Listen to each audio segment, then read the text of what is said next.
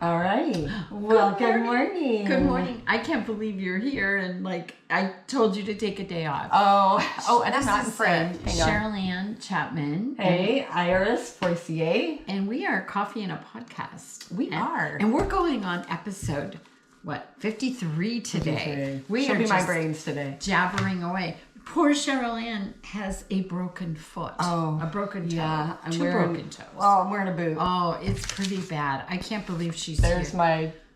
Yeah. I told her she should be in bed on painkillers. That's what happens when staging goes horribly wrong. She was staging and Ow. Someone dropped a table on her toe. It's a tabletop. Yeah, a big dining room tabletop. That?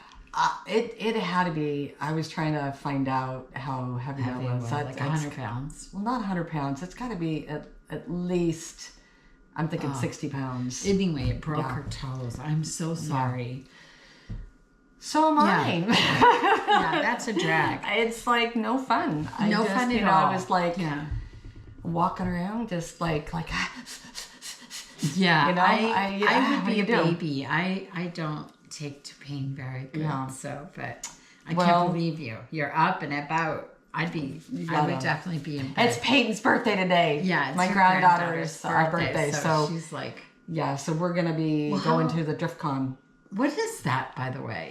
The cars drift in the racetrack. We're going to Monroe. What is it outside? Yeah. Yeah. You know, it's going to rain a little, right? Yeah. We're in the Pacific Northwest. It'll just be a little bit more slippery, make it a little bit more exciting. We're starting our rain season now. That's why we're both in. Yeah. I'm in traditional flannel. She is in a gorgeous little flannel dress. And I love the blue. And then show the mug. The mug kind of like matches up. Yeah. Hello, beautiful. Hello, beautiful. We have our coffee. Yeah. And look at all her glasses. What does and then mine says, magic is the kind of magic that you can drink. Coffee. And a podcast. Yep, coffee and a podcast. Oop. Okay. So mine went cold. Well, you know what? Should we just get right in it today? So today I get, this is actually perfect timing. I get to kick back and I get to listen. We're not super chatty today because, I usually drive here and I have lots of thoughts, but today I listened to my favorite murder, my podcast that I listen to. And it's called My Favorite Murder. Yeah, and it's called My Favorite Murder. No, I don't like murders. Not murder, sorry. Murder. Yeah, but I am going to see them live in Seattle. That is so cool. I can't remember the date. But anyway, so I was really listening to a story. Yeah, Piper. Yeah, that's going to be fun to daughter. But today I'm doing, and I hope I do this justice, one of Cheryl Ann's friends, who's an author. Yeah. And, I hope she becomes my friend. She's really cool. She is. And she is going to be here in Seattle with us in a month. 1 month exactly. Is it 1 month exactly? Almost. Well, 2 days. November 1st, we're going to do a live event with her. Yeah, we're going to do a live event with her. That's going to be fun. She does skincare, these Korean skincare that I'm wearing. I love it. Oh, I love it. Yeah, it's so great. You really do feel like I just realized that she even has matching little earrings. So cute. But is my mic on? Yep, your mic's on. You sure? Yeah, GoPro will pick you up anyway. So GoPro. Hey, you're a pro. GoPro. So anyway, her name is ChuMTang, and we're going to be meeting her. And she's an author, and she has lived an extraordinary life. And this book, and she's also worked for Pixar. Yeah, she's amazing. Pretty incredible. Yeah, she's pretty amazing. And her book is called. And her husband and her wrote this, and he's in the story too.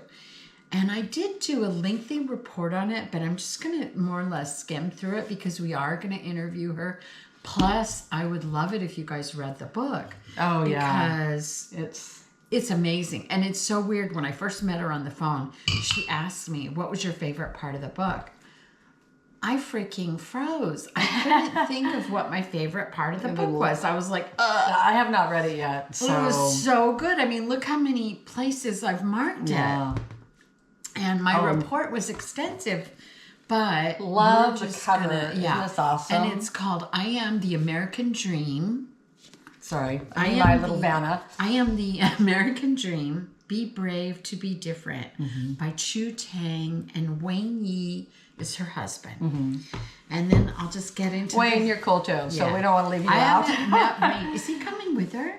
I wonder if he's going to fly up with her. I don't know. Yeah, I don't know. So we cool. gotta put get them back together. My guy and her guy. We when they do come up, they live in California. Yeah. We go to dinner. Yeah, we usually all four of us go to dinner. Nice, so, excellent. Yeah, I think she's flying up by herself. Okay. So I'll have to find out. Okay. So we're going to open with Chu. And that's going to be great for me because I have not been able to read the book yet. Yeah, I do most of my stuff on Audible. So I told her, I said, when are you doing an Audible version? Oh, she hasn't done an Audible. No, not everybody does because that's separate. Okay. I think it'd be great if she did. Okay. It's just Audible works so much better for me because I'm so much it on does the go. for a lot of people. Yeah, but I do have the book. I did buy the book and to support her and and she has another book too. Right. What was it called? I didn't jot it down. I sent it to you and I totally forgot. It had to do with blank piece. I can get that for you. No. I got one here, Sharon. You do? Do not get up. Do not get up. Actually here. I'm so good. Look at that. Oh, nice. La, la, la. So she has another book and I think it's called Making Friends or and it's written by her and some other authors. Isn't that what the cool thing is but it was kind of pricey. I think you sent me the feed for that. Well, it's hard because if you get the hard book, but it's Amazon. When you work with Amazon, Amazon is awesome in the way. Here it is. Oh, perfect. Thank Friends. You. Finding Real Friends. Hardcover was $37.99. You know why? Because it's full of pictures. Okay. So I actually will be buying that one because I want to support her and I love hardbound books. Yeah. Because I don't know but I pushed her to put that up there in a hard book because I said some people may want to have the tabletop version in a hard copy. It is a little pricey, but it's just how Amazon does it. But Amazon has a really good program for what I understand. If you are looking at writing a book, they make it pretty easy to work through instead of getting if you're self-publishing like her, going a different way. So she did this self-published. Yeah, so she did this. Okay.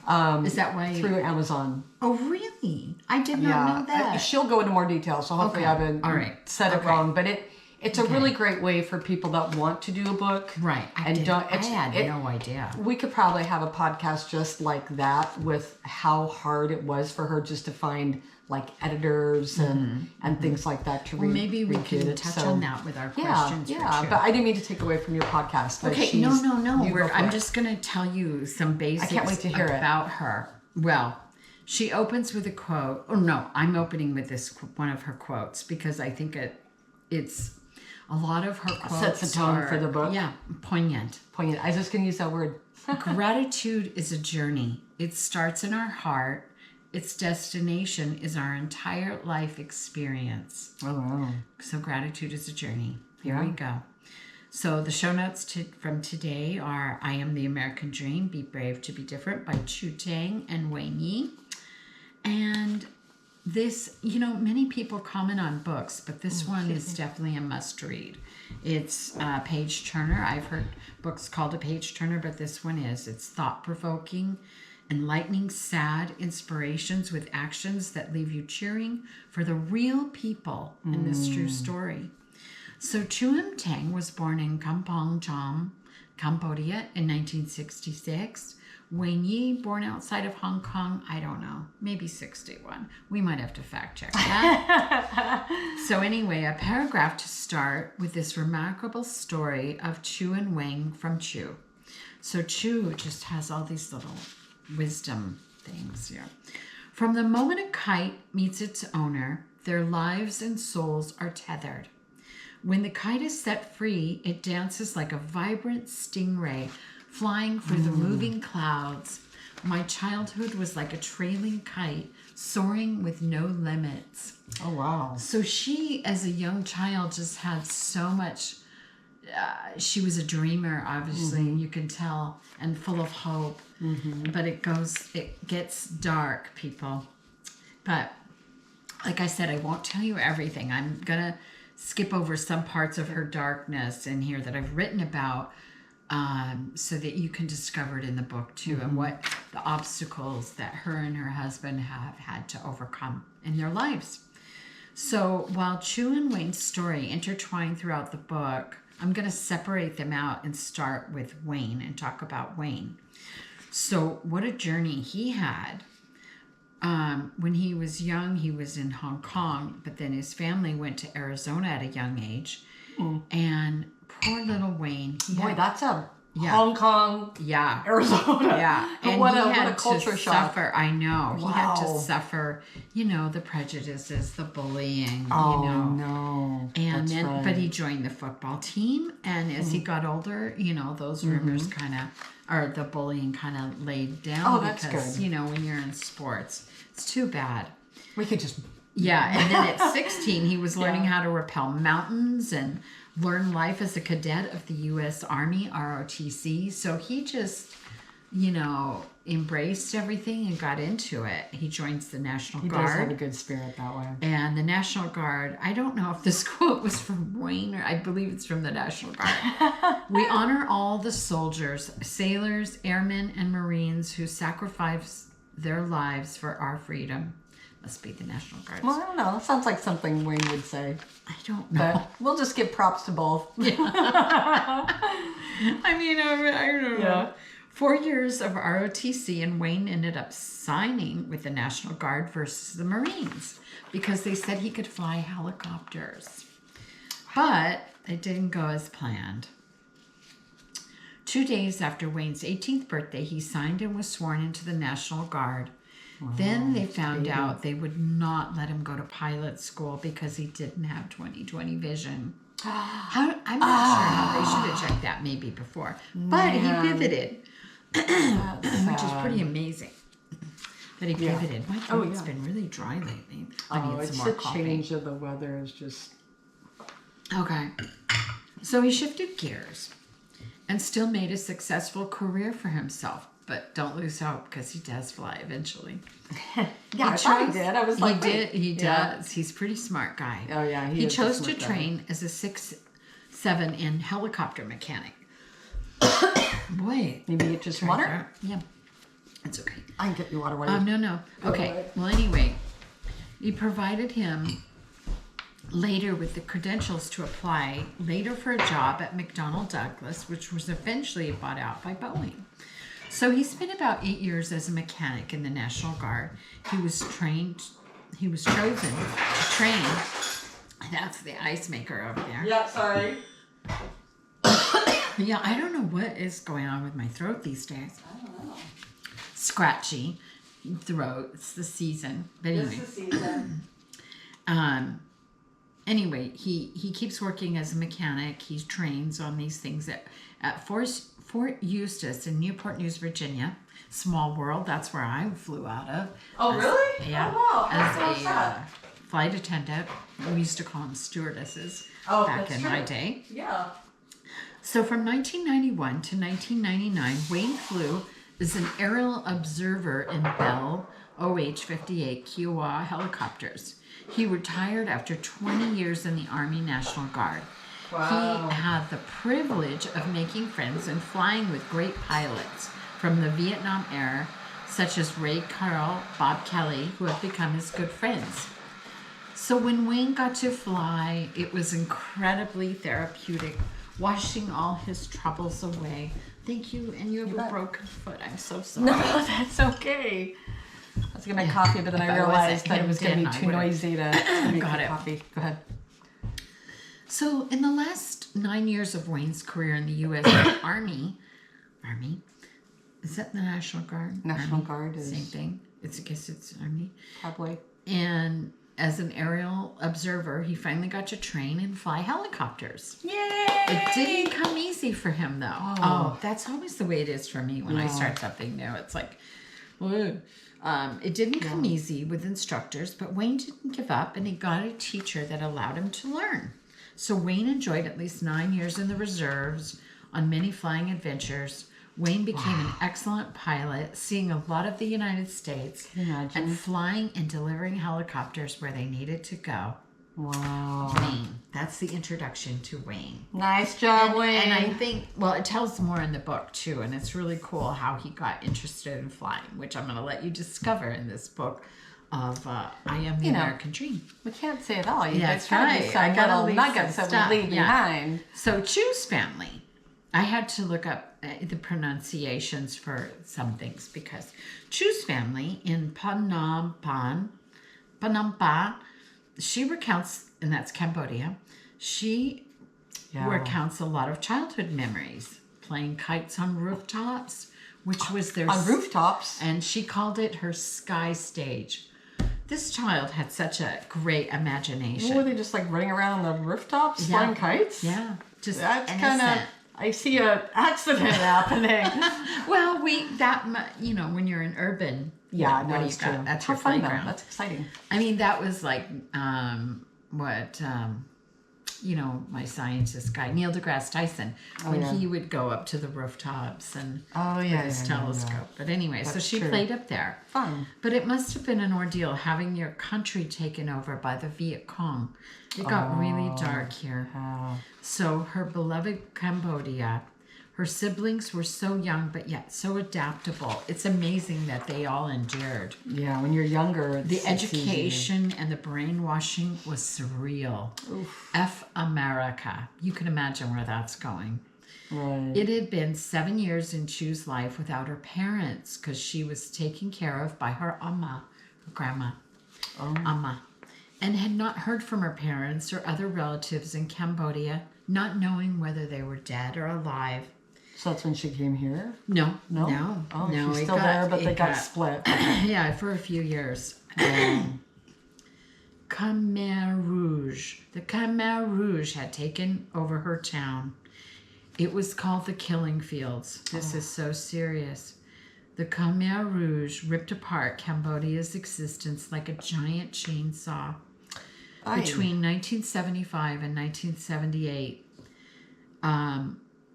which they had inflicted suffering through starvation, brutal labor, and merciless tortures and killings, nearly 2 million people. If I had not read this book, I would have never known of the atrocities. I learned also, she doesn't go into great detail about the guy who did this, who led this. She does or doesn't? I don't think she does. She does a little, but I kind of looked at him a little more online. His name is Pol Pot, and he lived to 72, which I don't think he honestly should have had the privilege to live that long. It was like he killed. What was his reasoning for killing? He was a... do you know? Yeah, he was a... you'll have to look him up. Okay, he was a leader of an evil regime. Let's just put it that way. Well, just like every regime of that, yeah. So the Khmer Rouge were proud of their killings and trophies of unidentifiable skulls. It was a symbol of immense human tragedy. Lord. It was truly an evil regime. Yeah. I remember, it's weird. I remember this song, Echo and the Bunnymen, singing about the killing fields. And I had no idea what they were singing about.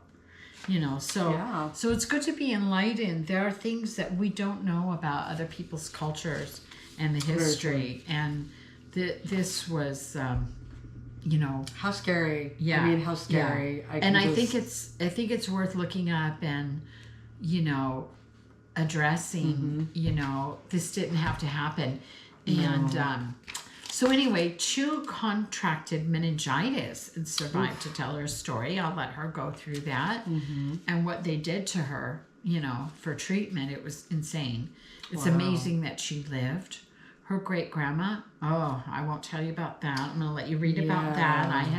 I wrote about it, but I thought better let you read it. Yeah. Because it's pretty intense, and I cried a lot. I guess the big thing, I won't give that away, but when you're reading the book, just remember people are in survival mode. Yes, and you have to do what you have to do. Yeah, and you have to make hard choices. Yeah, and they don't have all their mental faculties. Right. And some people, that's all we I have didn't to walk say. in their shoes, so we have no idea We don't. what Judgment, they were going through. So reserve some judgment. Exactly. At first, I couldn't. It was hard for me. I do know about that part of the book because we've talked about that. Yeah, so. and then I had to find some sort of compassion to get through it because I did cry a lot. Anyway, but Charlene is correct. But the most heartbreaking news for Chu was her dad passed away at the age of 40 in Cambodia. Yeah, he died from sickness and starvation due to the Khmer Rouge. That's harsh. Yeah, her mother, now a widow, buried him in a mass grave in the killing fields and vowed to return to retrieve his body if she made it out alive. So Can you Chu imagine? had to be Lord. resilient and bounce back.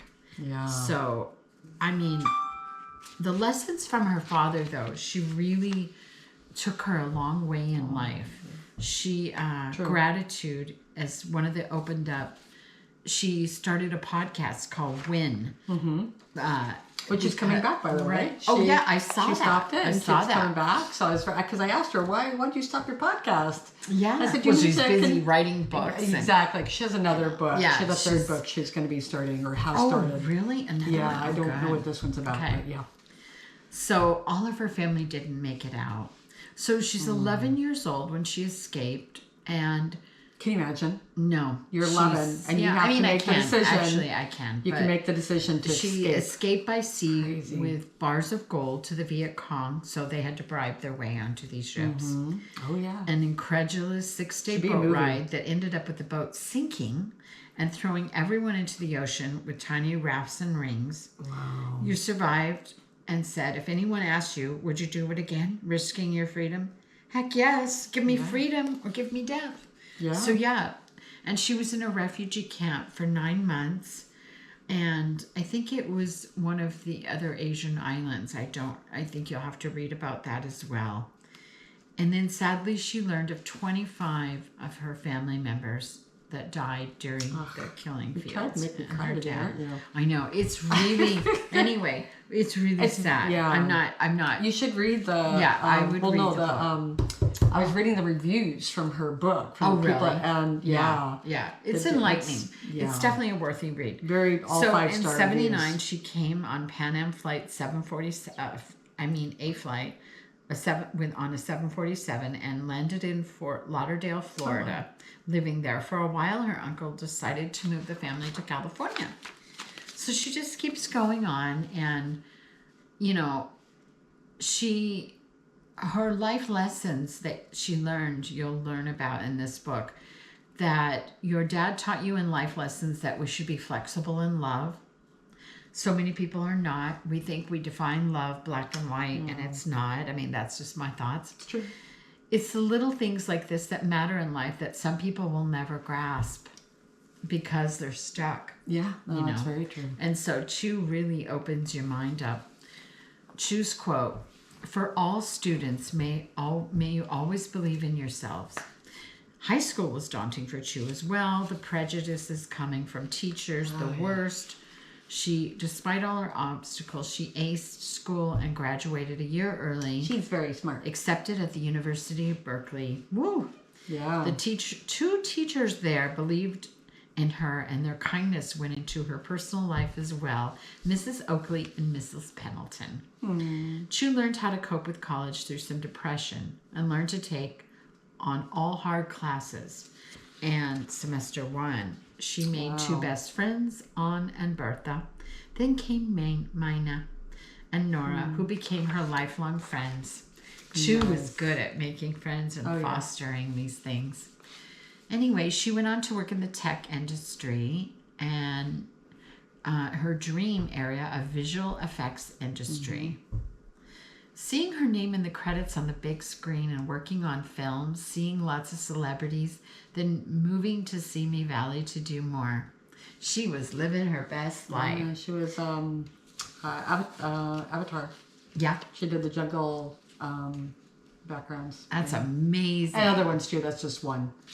So she finally reunited with her mom while she was at Berkeley, and it was strained for both of them because Chu had adapted to the American culture, and her mom had not.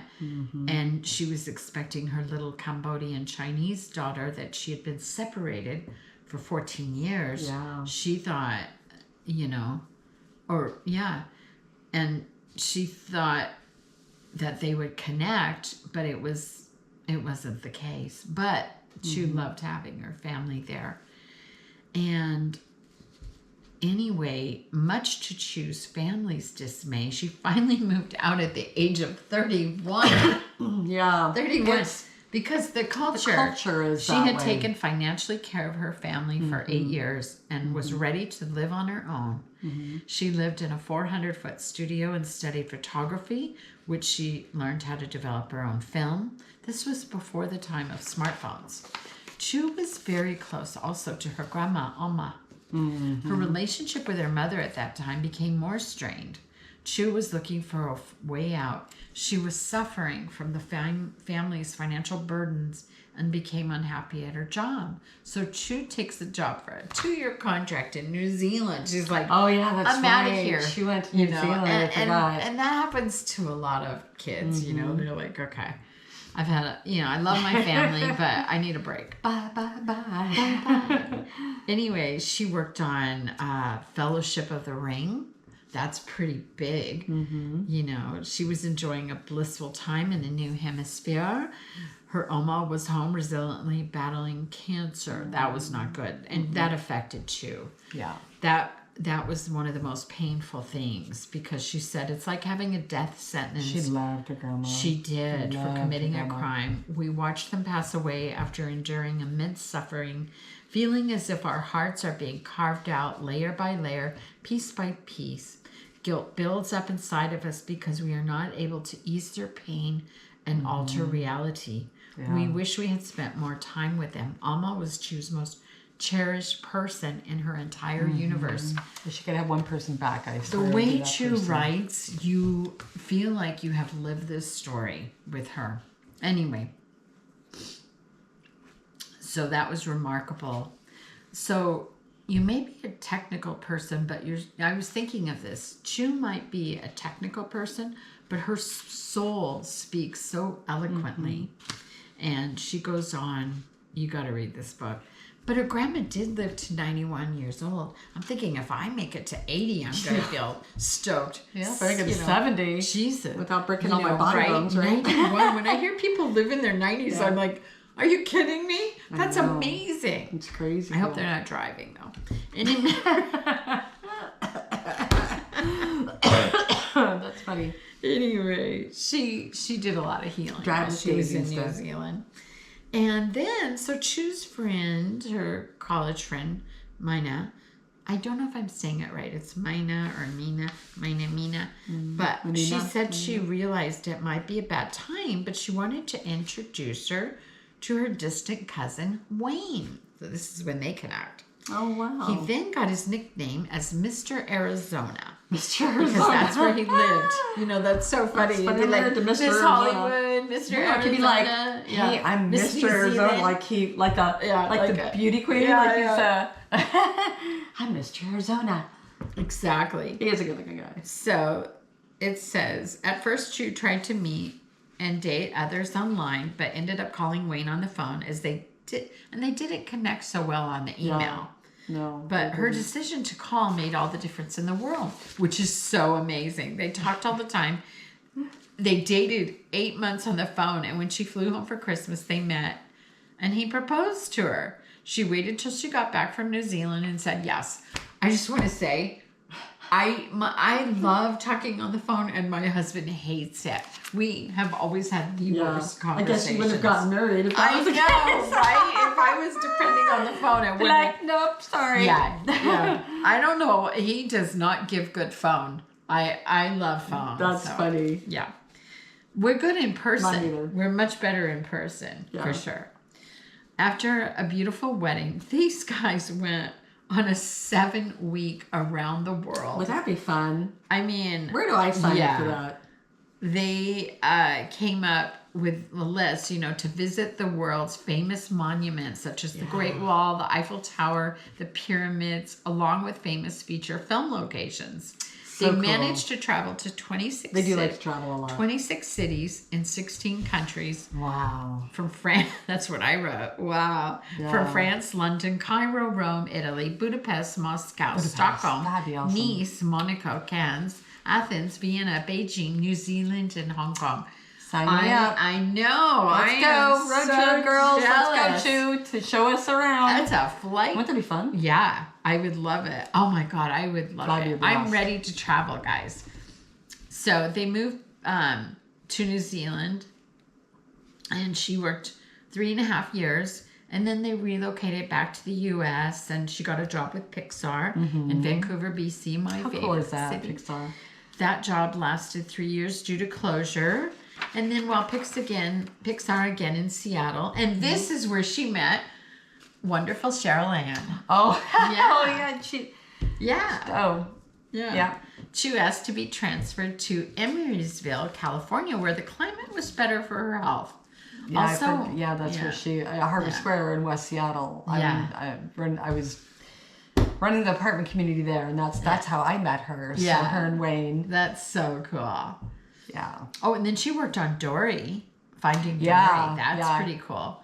And Wayne made some sacrifices about, looking for work because she was leading the charge. I felt so bad. They had this really cool eel, a pet eel. Ooh. No, he was cool. He had an attitude. But, the eel didn't make it. He was in a tank? Well, of course he had an attitude. Yeah. You'd have an attitude. No, he wasn't cool. No, he just, some fishes, like the grumpy cat, I don't like snakes. I felt it's like so a snake. Sad because when they went and moved, they transported him back. He didn't make it, but he was a cool eel. He was a really cool eel. Yeah. Ooh. Because they asked me they're okay. Can I bring my eel? And I'm like, yeah, sure. I'd be like, hell, yeah. That's hard no. Hard no, I'll pass. Oh, just thinking about it makes my head. No, sorry. Not breathing. I just reminded me of that. So sorry. God, that's so random. No. Yeah. No. Well, because you probably when you bring up them moving in. Well, from New Zealand, I'm remembering moving them. Then I had them coming right. Well, they don't have. And they took such great care of that eel. I mean, that was his baby. Why do you take care of an eel? You gotta just feed it. No, you have to have the water just right. You got to have the lighting. There's so much that goes into the care. Well, because they should be living in the ocean. By New Zealand, that's where they live. This eel loved him. No, he doesn't. He did too. They do not have feelings. He did. They don't. This one did. I'm telling you, reptile snakes. Yeah, because he would. Snake reptiles. They don't have feelings. Anyway. That we could agree to disagree on that.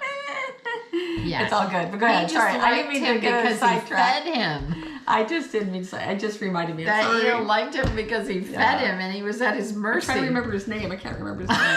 He had a name. This is the funniest sidetrack. Anyway, they moved around and back and forth. Oh my God. Sorry, I got her off track. And then Chu landed a job working in the amazing Sphere in Las Vegas, which I haven't heard about from her. I'd like to know more about that.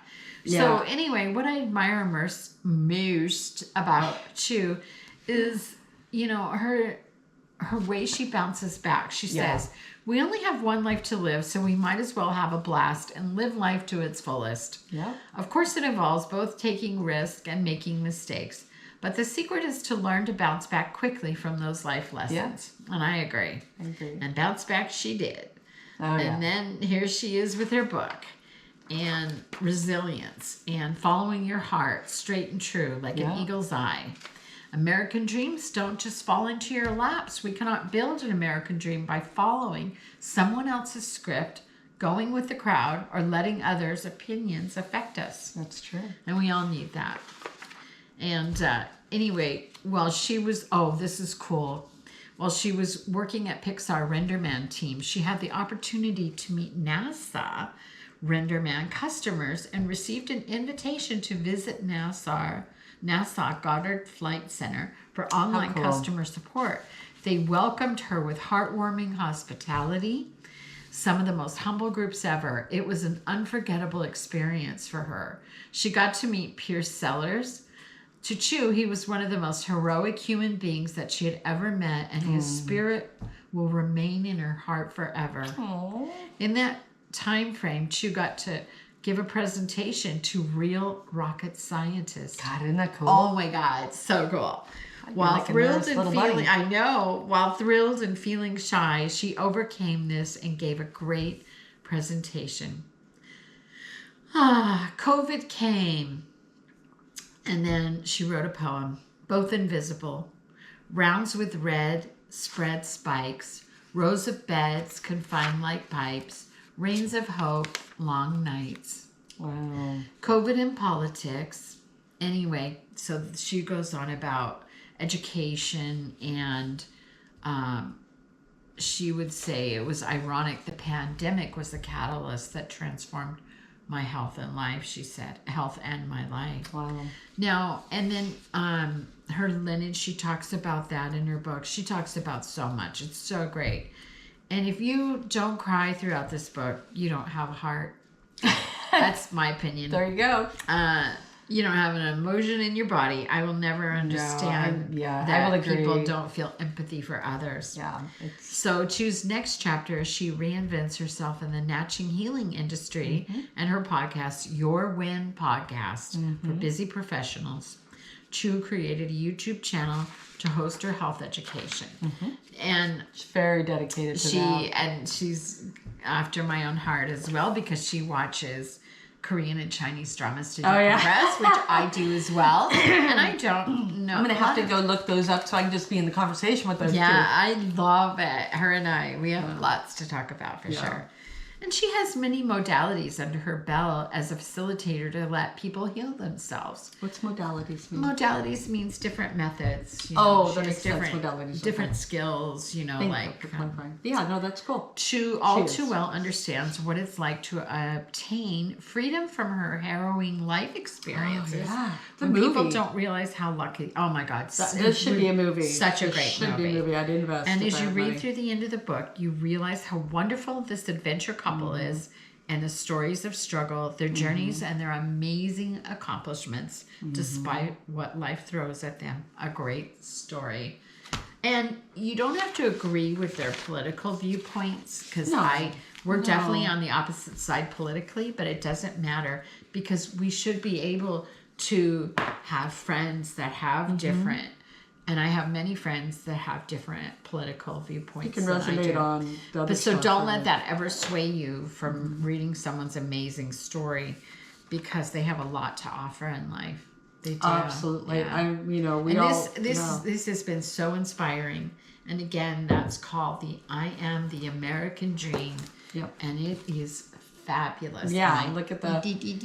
I'm glad, because when we were talking about her doing a book, and she has a lot of friends, and we were all encouraging, hey, you need to do this. This is going to be great. It's going to be hard, but... Yeah, it is hard. It's very emotional. It's heart-wrenching. I mean, I'm trying to write a book, and it's like heart-wrenching and thought-provoking. All these authors. All these fabulous people. Yeah. I didn't know I could publish it through Amazon. I'm like, yes! Exactly. Well, she'll be a great person to work with on that. And then she gets to meet her in person. I'm excited. So we will see her in a month, and then you'll have to catch up to all of our episodes, and then you'll hear our interview live with her. And we'll have some great questions for her as well. Yeah, we're very excited about we're Coffee and a Podcast. You can reach us at coffeeandapodcast3@gmail.com. Yeah. And as we always say, be kind. Be good to yourself and others. Because you don't know what they're going through. Absolutely. Thanks for listening. All right. Ciao. Bye.